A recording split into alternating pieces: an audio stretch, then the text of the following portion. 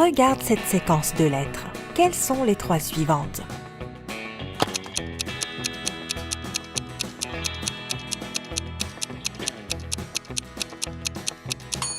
Chacune des lettres est la première lettre des chiffres à partir de 1. U pour 1, D pour 2, T pour 3, Q pour 4, C pour 5, S pour 6 et S pour 7. Ensuite, il doit donc y avoir H pour 8, N pour 9 et D pour 10. Regarde cette image et essaye de dire qui est le fantôme.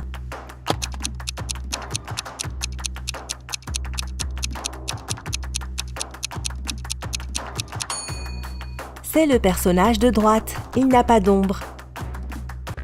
2 personnes, Lisa et Greg, se détendent sur un banc. Un agent de police s'approche d'eux et dit qu'il reconnaît le vélo qui se trouve à proximité. Il a été volé à un homme à quelques rues de là. Il demande lequel des deux l'a volé, mais les deux nient. Peux-tu dire qui est coupable ?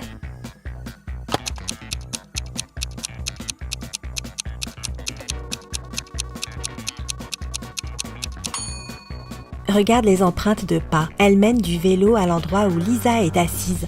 C'est donc elle qui l'a volé. Suite à un accident, Sarah a des pertes de mémoire. 3 hommes viennent lui rendre visite. Son frère jumeau, son cousin perdu de vue depuis 10 ans et un type de l'école qui l'aimait bien, mais à qui elle n'a jamais parlé. Jette un coup d'œil à leur portefeuille et essaye d'identifier le frère de Samara.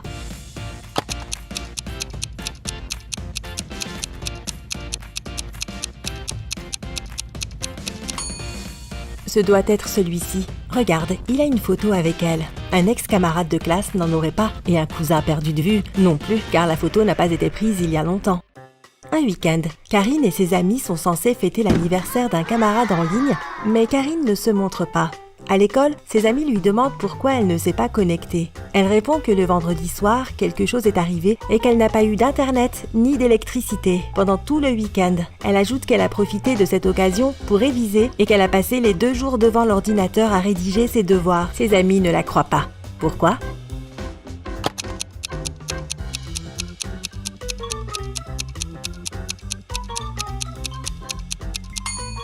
S'il n'y avait pas d'électricité, elle n'a pas pu travailler sur son ordinateur. Un ordinateur de bureau ne fonctionne pas sans électricité et un ordinateur portable ne tiendrait pas 2 jours sans être rechargé.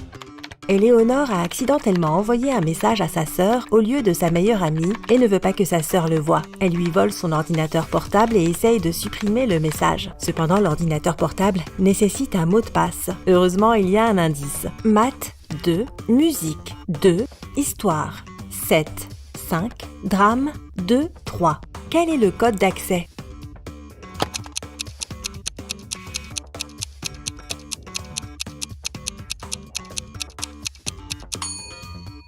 Chaque chiffre indique là où les lettres qu'il faut prendre du mot correspondant. La 2e lettre dans maths est A. La 2e lettre dans musique est U. Les 7e et 5e lettres de histoire sont R et O. Et les 2e et 3e lettres de drame sont R et A. Le mot de passe est Aurora. Emma se promène dans la forêt et se perd finalement comme toujours. Elle tombe sur la maison de la sorcière. Elle entre, dit bonjour, caresse le chat et demande à la sorcière de la renvoyer chez elle. La sorcière lui propose un marché. Si Emma résout sa toute nouvelle énigme, elle l'aidera. Sinon, Emma restera avec elle pour toujours. La sorcière bande les yeux d'Emma. Il y a un nombre inconnu de pièces sur la table.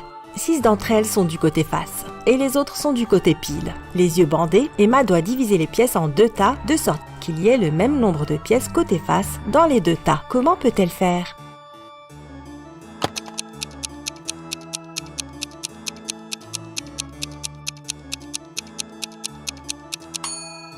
Comme il y a 6 pièces côté face, Emma doit prendre 6 pièces au hasard et les retourner, peu importe le nombre de pièces qu'il y a et le nombre de pièces côté face qu'elle choisit. Cela fonctionne toujours car le nombre de pièces côté pile qu'elle obtient parmi ces 6 pièces aléatoires correspond exactement au nombre de pièces côté face qui restent dans l'autre tas. Ainsi, lorsqu'elle les retournera, elles s'égaliseront.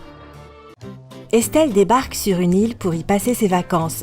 Là-bas, les locaux disent toujours la vérité et les touristes mentent en permanence. 2 filles s'approchent d'elle et l'une d'elles dit « Salut, je m'appelle Sylvie, je suis une touriste. Et voici Tessa, elle habite ici. Peux-tu dire si les filles sont des locales ou des touristes ?»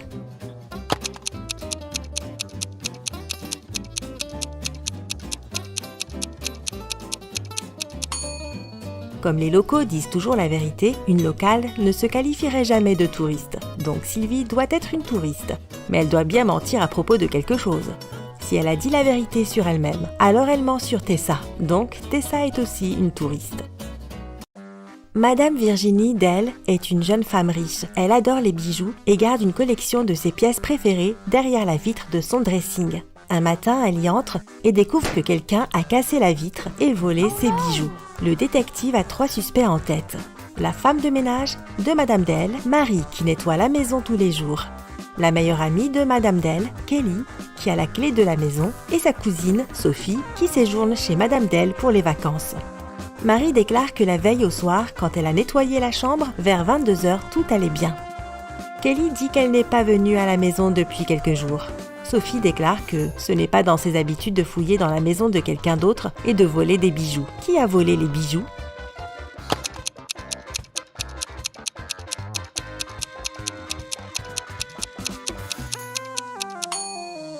C'est la femme de ménage. Il semble que juste après avoir cassé le verre et volé les bijoux, elle ait ramassé les morceaux de verre en faisant le ménage. Par une nuit d'orage, Hélène et sa sœur regardent une série jusque tard. Au milieu, il y a un bulletin météo. La présentatrice dit qu'il pleuvra encore pendant 2 jours, mais que dans 72 heures, le soleil brillera. Hélène se tourne vers sa sœur et dit que la présentatrice a tort. Et en effet, la météo des jours suivants confirme cela. Comment l'a-t-elle su ?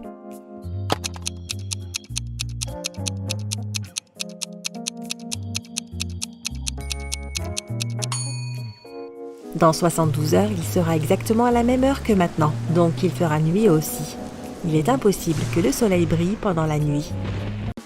Les Martin organisent un barbecue dans le jardin. Ils ont préparé du jus d'orange frais et Gisèle se vante de pouvoir faire la différence entre un jus frais et un jus pas très frais. Elle demande à sa famille de la tester. Elle a les yeux bandés. Son frère sort un vieux jus du réfrigérateur et le lui fait boire. Puis il lui donne du jus frais. Gisèle parvient à faire la différence. Comment ?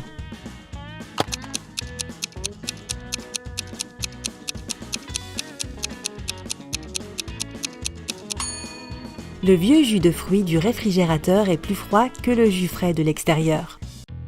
Un dimanche, il vient de commencer à pleuvoir lorsque Monsieur Jones appelle un policier.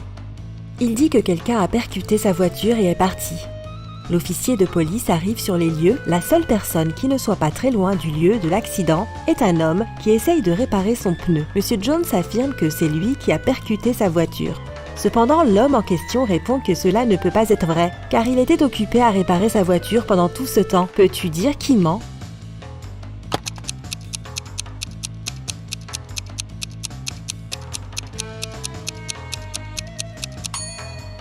L'homme qui répare sa voiture ment. La pluie vient de commencer à tomber. S'il était en train de réparer sa voiture depuis un certain temps, le sol sous sa voiture aurait été sec. Mais il est mouillé, ce qui signifie qu'il vient juste d'arriver. Béatrice organise une fête d'anniversaire costumée. Un détective arrive au milieu de la fête, expliquant qu'il cherche un voleur qui doit être là, se faisant passer pour un invité. Regarde les convives et identifie le suspect du détective.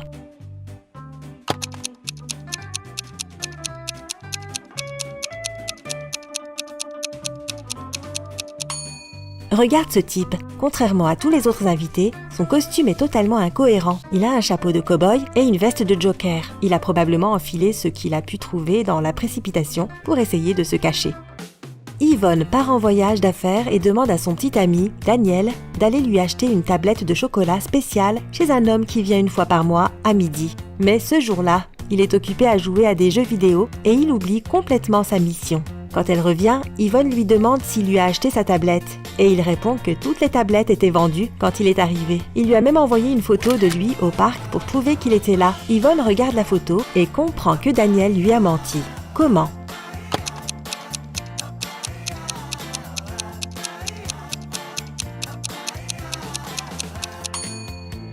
Les ombres sont très allongées, ce qui signifie qu'il ne peut pas être midi.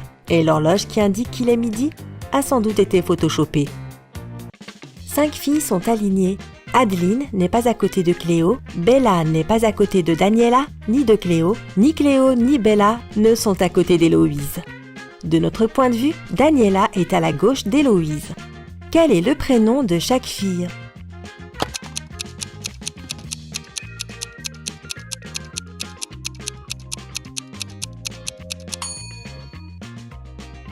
Adeline n'est pas à côté de Cléo. Donc nous pouvons éliminer les cases où elles se croisent. Bella n'est pas à côté de Daniela ni de Cléo. Daniela et Cléo ne sont donc pas à côté de Bella. Cléo et Bella ne sont pas à côté d'Héloïse et Héloïse n'est pas à côté d'elle. Maintenant, Bella et Cléo ont toutes deux une seule voisine, donc elles doivent être sur les côtés. Mais nous ne savons pas qui est à gauche et qui est à droite. Essayons les deux configurations. La voisine de Bella est Adeline, la voisine de Cléo est Daniela. Dans les deux cas, Héloïse est au milieu. Maintenant, rappelons-nous de la dernière condition, à savoir que Daniela est à la gauche d'Héloïse. Cela valide la première configuration. Les filles se prénomment dans l'ordre Cléo, Daniela, Héloïse, Adeline et Bella. Ouf!